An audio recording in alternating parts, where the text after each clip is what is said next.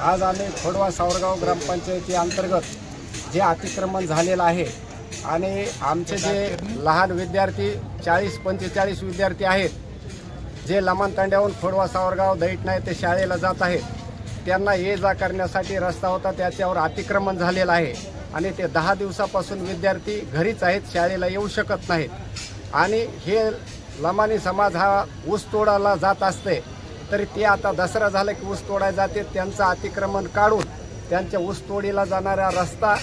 आणि विद्यार्थ्यांची सोय करावी यासाठी आम्ही आज आंदोलन करण्याचा इशारा, एवढ्यावर नाही झालं तर उपोषणाला बसण्याचा इशारा आज आम्ही तहसीलदार, BDO आणि उपविभागीय अधिकारी साहेबांकडे दिलेला आहे।